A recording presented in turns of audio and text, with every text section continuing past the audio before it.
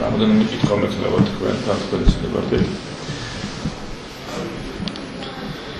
თქვენ ბრძანეთ რომ იარაღი თუ საგამოძიო მოქმედება ჩხრეკავი ჩაატარა იარაღი გამაშია გამომდინარე. იარაღი როგორც თქვენ ამბობთ მინდა მოუღო თქვი არ მახსოვს. არ გახსოვთ. გახსოვთ თქვენ რომ ამოგიღოთ გამახსოვრებოდა? ესე იგი გამოდის რომ თქვენ არ გამოგიყია? ასე იგი. ლოგიკურად ეგრე გამოდის.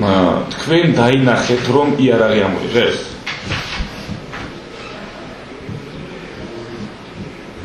უშუალოდ ამოღების მომენტი მე არ მახსოვს. არა, დაინახეთ თუ არ მახსოვს რა ეგრე. კი ბატონო. თუ არ გახსოვთ და არ დაგინახავთ იარაღის ამოღების უშუალო მომენტი, საით რა საფუძვლით უთითებთ იმას, რაც სასამართლოს მოახსენეთ. მარჯვნივ ამოიღეს, მარცხნივ ამოიღეს, ეს საიდან იცით? ახსოვს.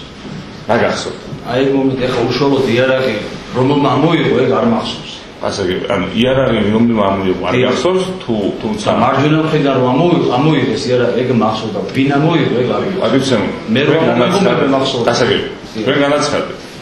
ფიცის ქვეშ დიახ. რომ თქვენ არ დაგინახავთ იარაღი ვინ ამოიღო.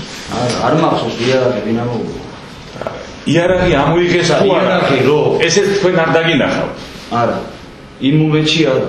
და ეს მაინტერესებს. უშუალოდ ამოღების პროცესი არ დამინახეთ. ყოველ მეორე იარაღის ამოღების პროცესი დაინახეთ თუ არა?